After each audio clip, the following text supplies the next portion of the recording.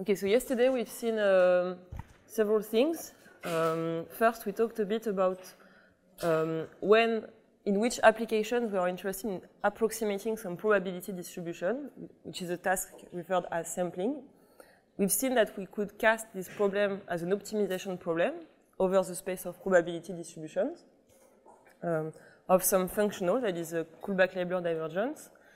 And the goal now is to understand how to optimize, how to solve such optimization problems through gradient flows, through Wasserstein gradient flows.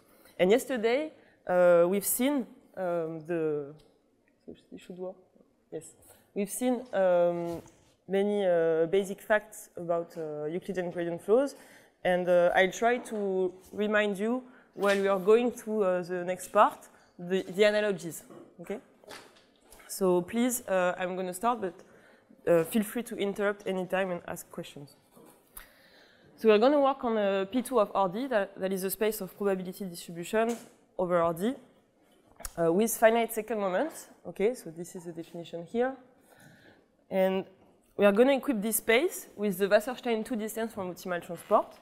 So I recall its definition. If you take two probability distributions mu and nu, the Wasserstein 2 distance is defined as follows. Okay, you consider the set of couplings between mu and nu that are the set of joint probability distributions. If you project onto the first marginal, you get nu. If you project onto the second marginal, you get nu of this cost that is minimizing the squared Euclidean distance. Okay, if you change the cost, you change the definition of the Wasserstein distance. So now, if you consider this space, P2 of RD equipped with the Wasserstein 2 distance, it's a metric space who's referred to as the Wasserstein space. Okay, when we refer to as the Wasserstein space, it's this space. All right. It turns out that this space has a very rich Riemannian structure, which is kind of represented by the figure above. Okay, so you have the space of probability distributions P2 that is represented in blue. And we are going to see that we can define a tangent space at any point, any probability distribution nu. For this, I need to recall standard definitions, but I denote L2 of mu the space of squared integrable functions with respect to mu. It's a Hilbert space whose scalar product will be denoted as follows, okay, between two functions f and g. And so it has been formalized, originally introduced in a paper by Felix Otto, that this space P2 equal to the Wasserstein 2 distance has a Riemannian structure, and more formally, you can find it in the book of Ambrosio Gili Savare. You can define the tangent space at any point mu as the space of this function, so it's a closure in L2. So you see it's a subset of L2. So the picture I want you to keep in mind is the picture above, that is of a Riemannian structure. Okay, so P2 is your space of probability distribution, and at each point mu, you can define a tangent space that is a subset of L2 of mu. Okay, a subset of functions, squared integrable with respect to mu. I need to introduce more definitions to continue the flow. So basic definitions as well. For any point mu in P2, if I consider a measurable map T from RD to RD, the push-forward measure is denoted as follows with a sharp, and is characterized by the following fact. If I have x distributed as mu, then T push-forward, so T of x is distributed as T push-forward mu. Okay, so you should have in mind this figure. Okay, I have a pile of sand. If I push it by T, I get some other pile of sand. And in particular, if you consider the identity map, when I denote identity push-forward mu, I keep the same distribution. Okay, it's unchanged. So why am I recalling these facts? Because I want you to understand why we have a Riemannian structure over P2.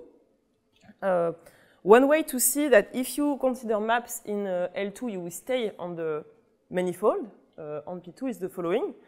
Indeed, if you consider a map T in L2 of mu, that is, so you are at mu, you take the tangent space, you take a squared integrable map, then the T push-forward mu will be a distribution in P2. So you stay on the manifold. Okay, so this is this you can see with the following transfer lemma. Okay, if I check what is the squared, the second moment of t push forward mu is indeed finite, so I stay on the manifold. So I need to recall also other facts.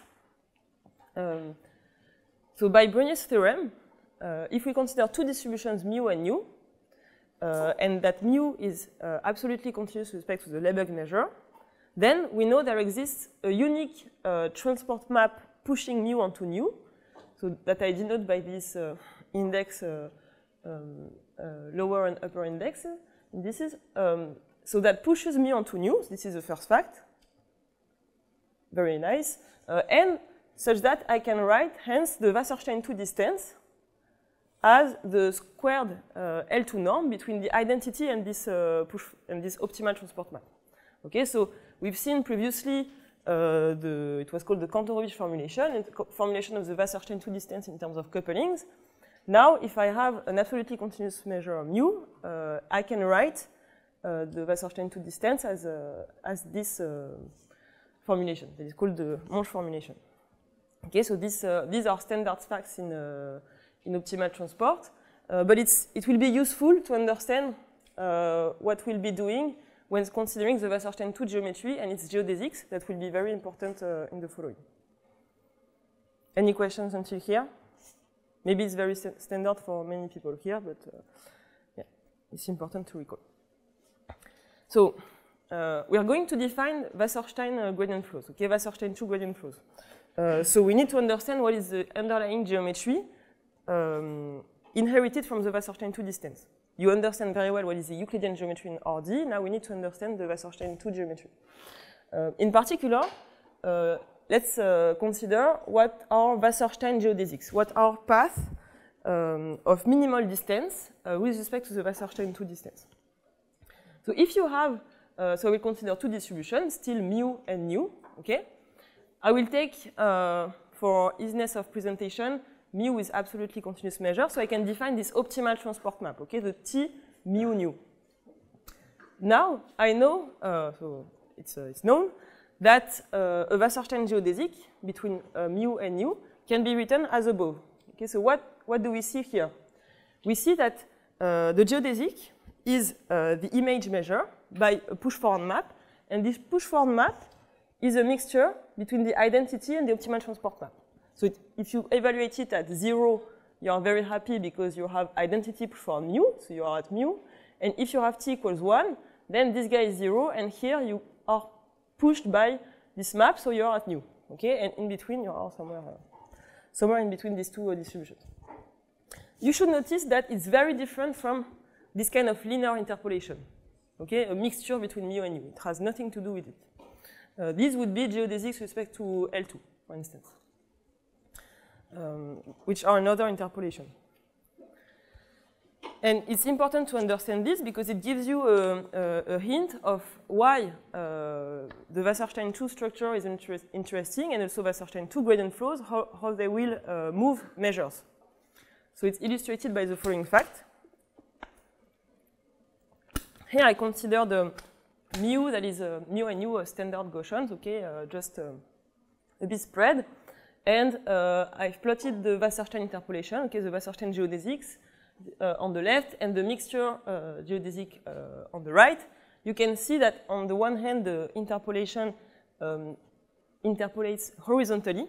Okay, if I had particles at the red spot, I would move them continuously, horizontally.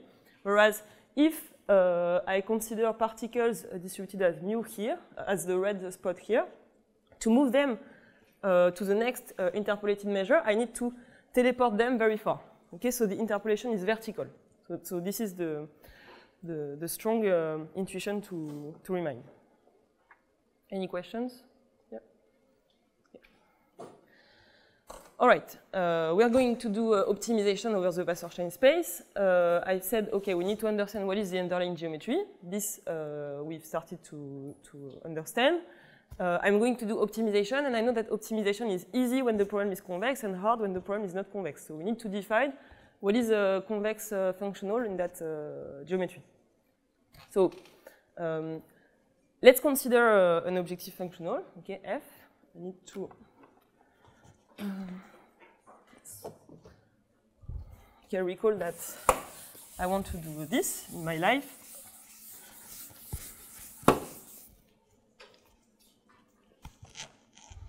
Okay, so this is the problem I want to tackle. We've seen, for instance, maybe I want to do something like this, typically, where pi is some target probability distribution. Okay, so what is a convex functional in that geometry? So we know that you can define lambda convex functional as follows. So if you consider a Wasserstein geodesic between mu and nu, then it's convex if you can write that the functional along the Wasserstein interpolation is smaller than the interpolation of the functional evaluated at the initial and target point and final points, minus a term that is proportional to the Wasserstein 2 distance. Okay? So this is very important because if you change the geometry, you have to change the notion of convexity. I had a discussion yesterday about mirror descent algorithms or this kind of stuff. When you change the geometry, basically the notion that will be of interest for you, you will have to adapt what you put on the left and the right side here. Okay, so since we are interested in Wasserstein 2 geometry, we consider Wasserstein geodesics on the left and the Wasserstein 2 distance on the right. Okay? In terms of vocabulary, correct me, Jose, if I'm wrong, but if there exists some lambda strictly greater than minus infinity, f is said to be semi-convex, and if lambda is greater than 0, we would say that f is displacement or geodesically convex. Okay? All right. Let's consider some examples.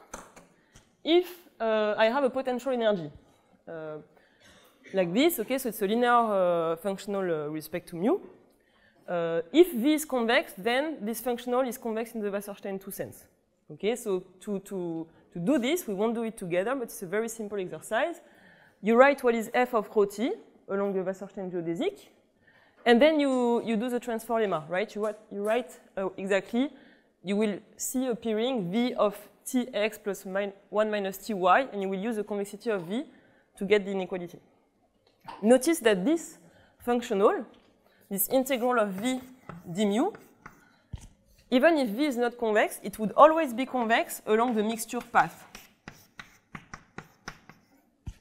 If you consider things like this, it will always be convex because it's linear. But it's convex in the Wasserstein geometry along different paths only if V is convex. Okay? So this is the first fact. Second fact, let's consider another type of functional, the negative entropy. So this thing is also, so for mu with the density, of course, it's also convex in the Wasserstein 2 sense. I didn't put the proof here in the reference, but you can find it in the book of Sant'Ambrogio, for instance. I think it was proved by McCann.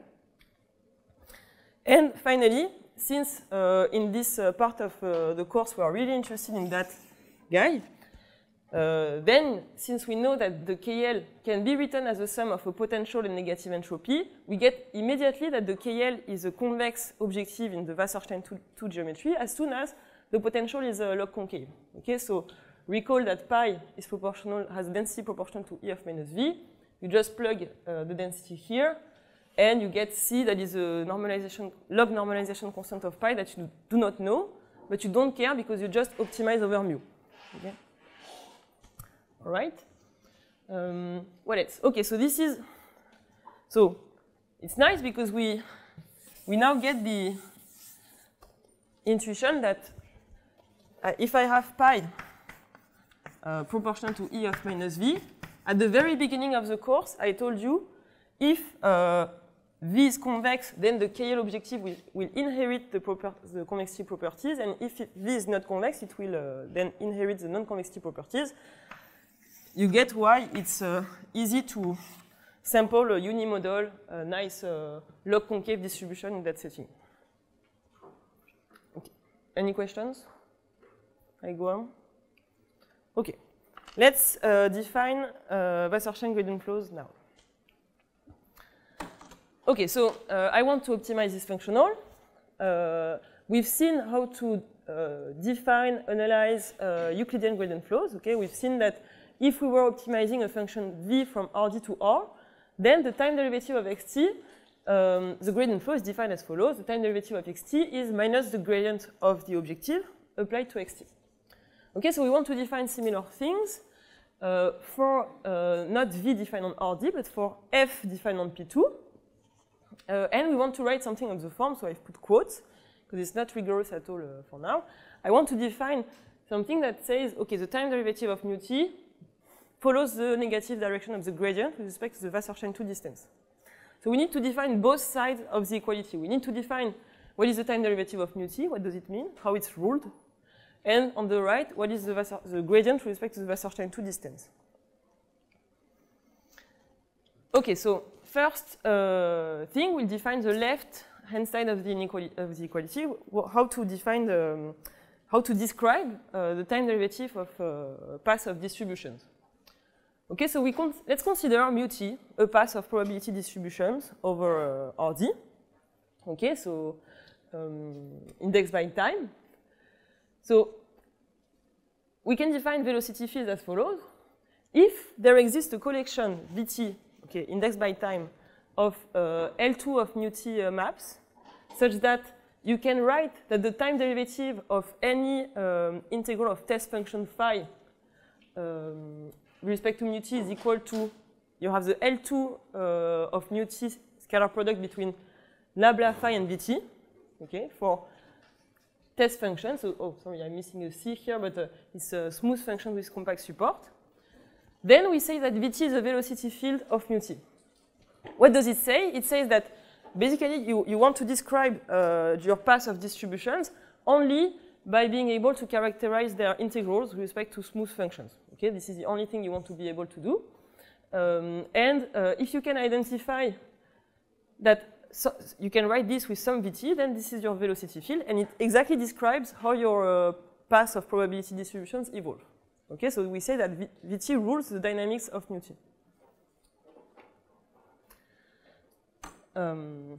All right, yes. So equivalently, we can write that velocity fields satisfy the following continuity equation. I recall the divergence operator definition. Okay, if you have a vector field in RD, you just sum the derivatives. And this comes from the fact that you can write things in several ways.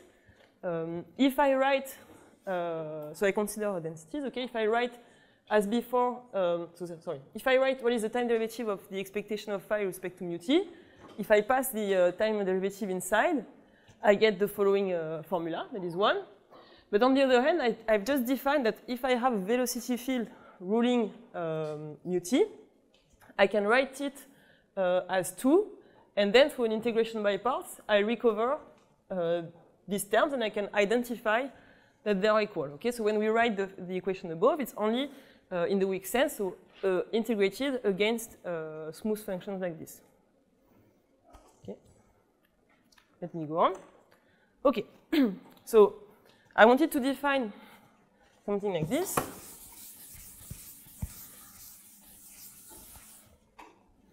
I wanted to define mu t dot equals minus Wasserstein 2 gradient of mu t, very informally. We started by defining this. Now I will tackle this. Oh, so sorry, this is left-hand side, right-hand side. We've seen that to describe the time derivative of a probability distribution, we can eventually identify a vector field. Okay, not for all curves, but let's say we can do it here. Now I want to understand what is this Wasserstein 2 gradient. If you remember well, when I defined the gradient in RD, I said this was the thing appearing when doing a Taylor expansion with respect to some metric.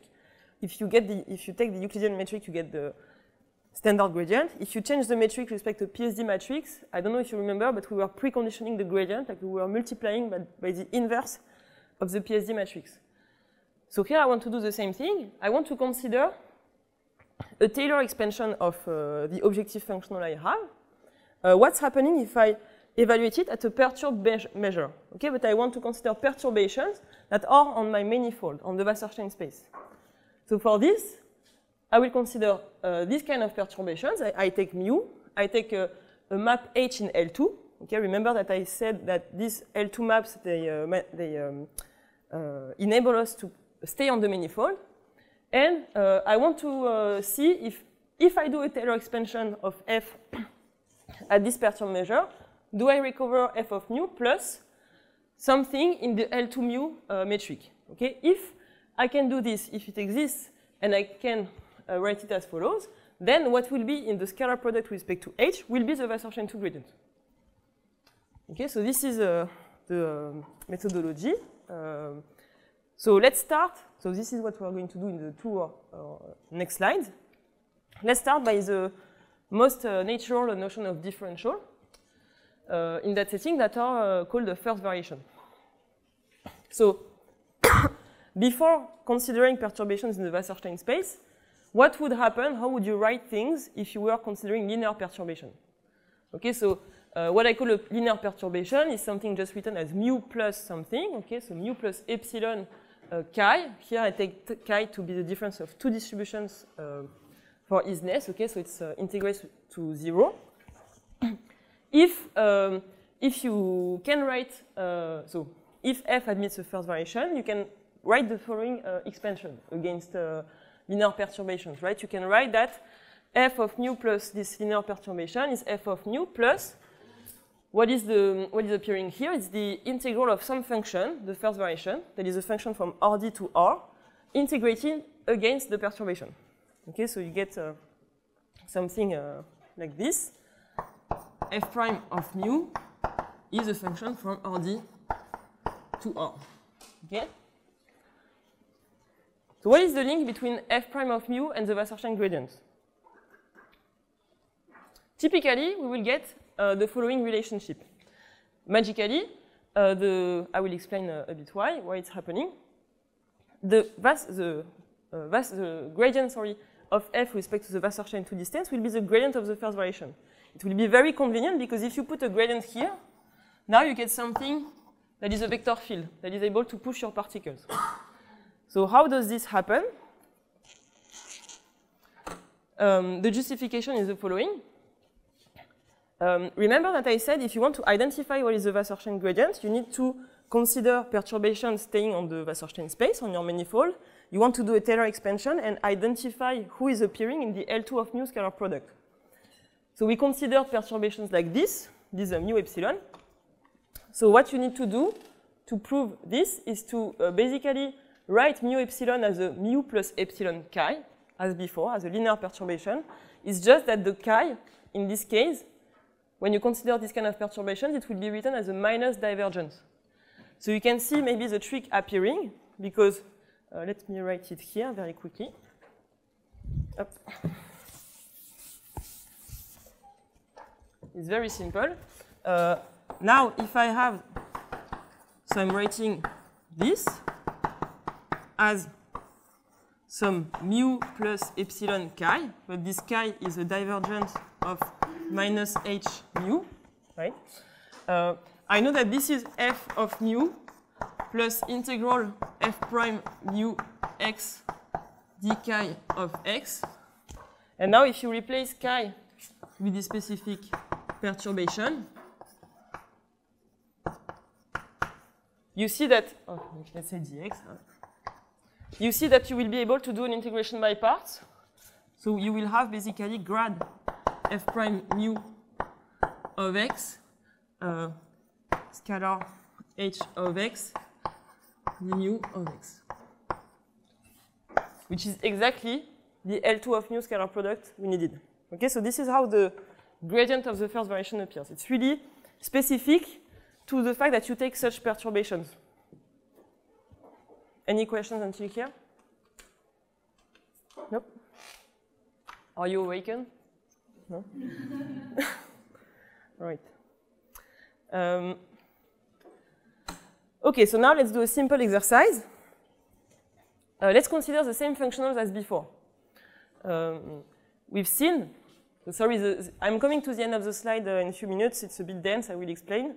Let's focus on the first part. And on the functional we've already seen.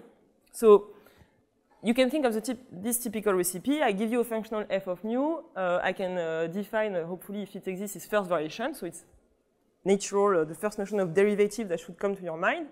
And then I can define its Wasserstein gradient by taking the gradient of the first variation. Okay, so if I consider a potential energy, it's a linear function with respect to mu. If I differentiate it, I consider a linear perturbation, I get V as the first variation. It should be intuitive because think of differentiating like differentiating with respect to mu, it's linear, you get the V, okay? And now if you take the gradient, you get grad V, which is indeed a vector field from RD to RD. Okay, this should be simple. Now if I consider the negative entropy, we can do the same exercise. We identify that this is a function f, the function f which at y associates y log y. So here I apply these functions to mu. If I differentiate this function, I get log y plus 1. So apply to mu, I get log mu plus 1. This is the first variation. And if I take the gradient, I get grad log mu. Okay. Is that clear? Any questions until now? If I give you, this, now it should be easy. If I give you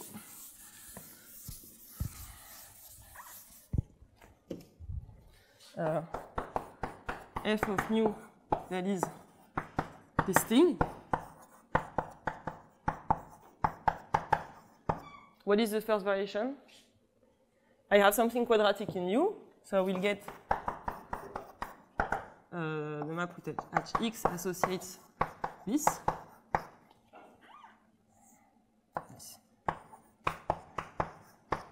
And if I want the Wasserstein gradient, I need to put the gradient, so basically the gradient will get inside under some sufficiently regular assumption. Okay? So these are easy. Now, okay, for the people in the room for who this is especially easy, you can try to train your mind on more complicated functionals, like let's say f of mu is the Wasserstein to distance itself. What is the first variation in that case? And what is the Wasserstein gradient in that case? And we can discuss during the coffee break. Okay, you can think of this. You can think of anything that writes as an integral probability metric.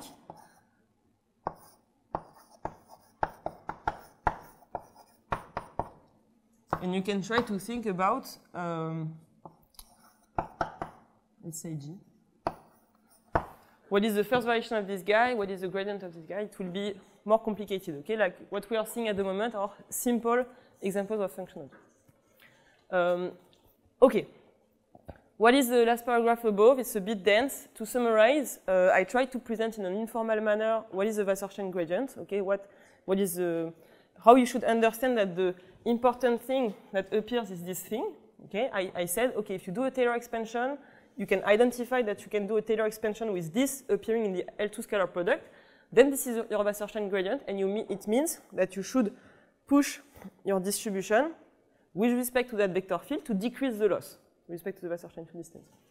But originally, it was introduced much more formally through, so if you look at the book of Ambrosio Gigli Savare, they define originally subdifferentials, okay, so with the inequalities instead of equality in my Taylor expansion. They give conditions under which the set of subgradients is non-empty, conditions on the mu. They give conditions under which, so if you have sufficiently regular mu, under which the subdifferential is a singleton, that is only this guy that I described. And only very recently, there were papers about the case of differentiable functionals in that setting that formalize what I just presented when you can do a Taylor expansion with equality. Okay? Any questions? Okay. All right. Okay, so let's go back to our objective. We want to optimize the KL. We know that the KL can be written as f of mu, so what I wrote f of pi, so f was this sum of potential energy and negative entropy. And I've given you a recipe to construct what is the Wasserstein gradient. We know it's the gradient of the first variation.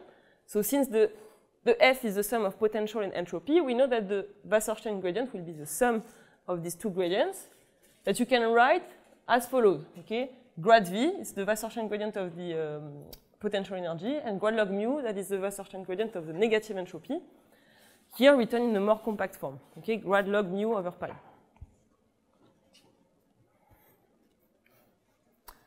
Okay, so let's go back to our objective.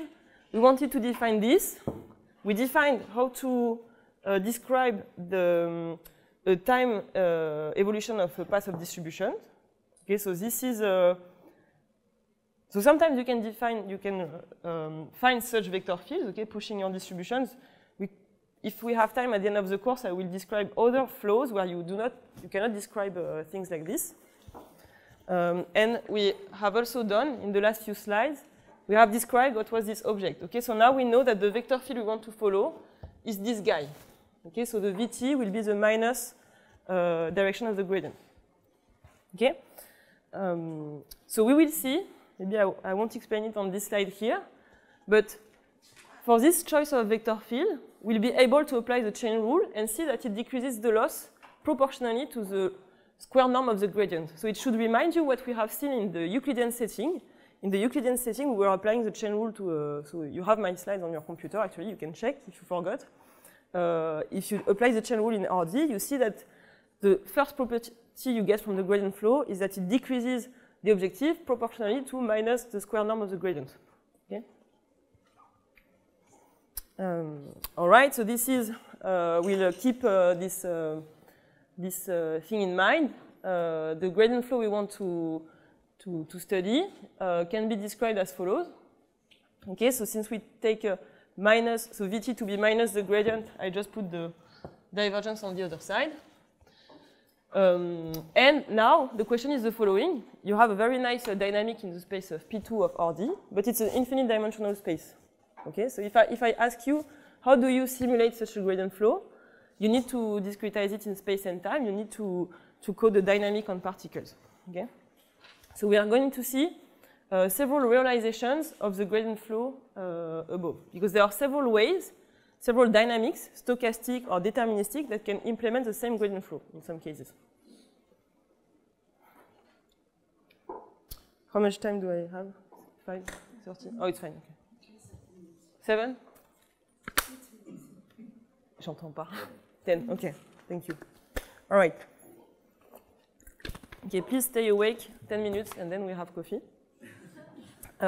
So, okay, let's see how to construct gradient flows.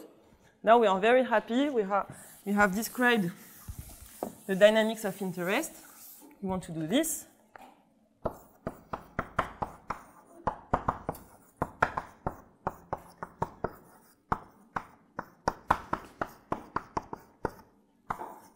This is the gradient of the first variation. Okay, we want to do this. Okay, so now, what kind of dynamics on particles? Because I remind you that these mu-t's are probability distributions over RD. Okay, so I want to find dynamics on RD whose law satisfies this gradient flow. Okay, let's go. First case, just to train, if I take x0 distributed as mu0, the gradient flow in RD we've seen before. If I consider what is the law mu-t of this particle, then I can prove that the velocity field associated to the dynamics of mu-t, the law of xt, is minus gradient v. The proof is simple. You know first, without even considering expectations, you know that if you take a smooth function in RD, you can do the chain rule. You have grad phi xt dot, and you know that xt dot follows the gradient flow. Okay, so you can write the time derivative of phi with the chain rule in RD. And now I've told you that if you consider expectations of such smooth functions, if you can do some derivations and identify in the end that you have the L2 scalar product between nabla phi, so the gradient of your test function, and some map in L2 of mu, then this is your vector field. So this is exactly what you can do here. It's a very simple exercise. You just use the chain rule above, and you get this. So you're happy with that. You identify that any expectation with respect to a smooth function, if you take the time derivative, you get to identify minus nabla v. Okay, so it says that the dynamics are ruled by this Vt. Okay. So this is what is written here. We know that if we consider this guy, his distribution mu-t satisfies this. We have this implication. All right, so it tells you already something, and it was quite important in the machine learning area later. It tells you that you can consider any optimization problem in RD. Okay, the optimization of function v, and you can always lift this to some optimization problem over the space of probability distributions, where the functional you optimize is the following. It's a bit artificial, but you can use that point of view, because actually this dynamics, if you consider it's low, then these guys minimize this potential energy. Okay, so we say that 4 realizes the Wasserstein gradient flow of the potential energy. Any questions? Very simple, perfect, I hope. All right. Now, if you do this for a generic Vt, notice that here I have a dependence on time. You can do the same exercise. You can prove that Vt is a velocity field ruling μt. Okay, you can write this time derivative of μt is equal to the divergence of μt Vt. And it gives you a recipe to implement Wasserstein gradient flows. Okay, because I've told you this is the dynamics I want to implement. I have some vector field Vt given by that guy. And now I know that if I consider such process, then it's slow. So the process depends on its law, right? Μt as well. But the low μt of this guy satisfies the following equation. Okay, so once again, if I give you any functional here, here we focus on the case of the KL. I will be more and more explicit. You can always, as soon as you can define the Wasserstein gradient, you can define the associated process whose law implements the Wasserstein gradient flow. Okay, so you have always a dynamic on RD. But what I want to insist on, and what we'll see in the following, is that these dynamics are deterministic. And it's not the only one implementing the Wasserstein gradient flow. We'll see, for instance, for the heat equations, there are several ways to implement the gradient flow. There is a stochastic way and there is a deterministic. So I'm teasing a bit. Yes. So maybe, I think we still have a few minutes.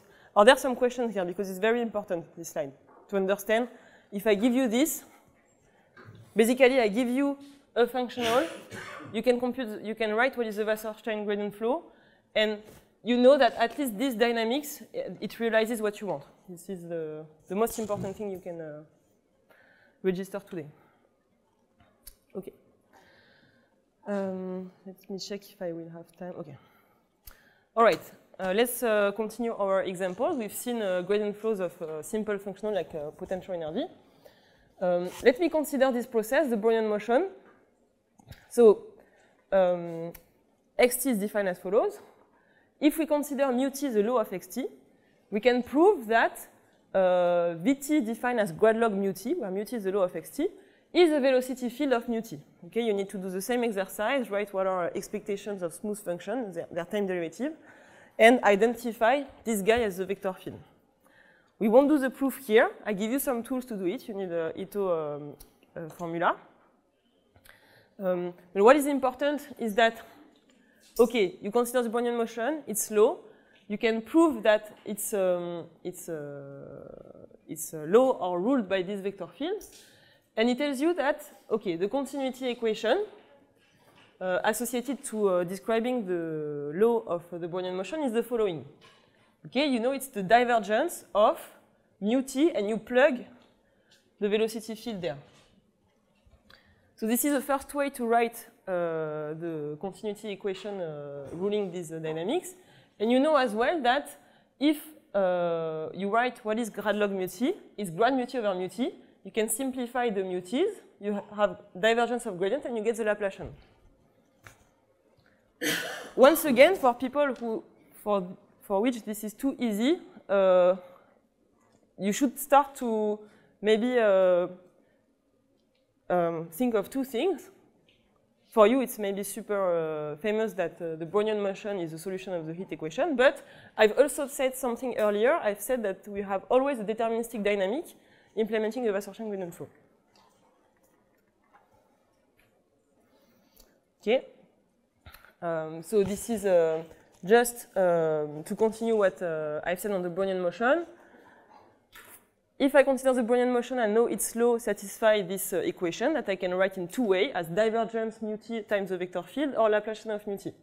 So I know that this dynamic is a gradient flow, like realizes a gradient flow of the negative entropy. Okay, I give you a functional defined on P2, and then you have an associated dynamic on RD whose law realizes what you want. Okay, so this is the important slide. So there are actually several ways to realize the Wasserstein gradient flow of the negative entropy. The Brownian motion is the classical one, it's the standard one. You can rewrite it, so sorry, shouldn't be in orange, should be in black. You can rewrite it as another process here, the xt, where you just rescale a standard Gaussian noise.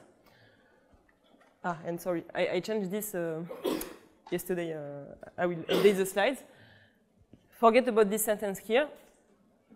I have another process. What I'm saying on this slide is that I have the first stochastic processes implementing the gradient flow of the entropy, but I also have this one, xt dot, that is depending on its law, okay, and it's deterministic. It's stochastic only through the initialization, how I choose x0.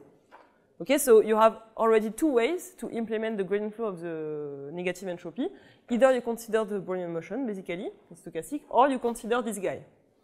This guy, in the literature of diffusion models, where Langevin diffusions are very important, they often call it the probability flow to differentiate.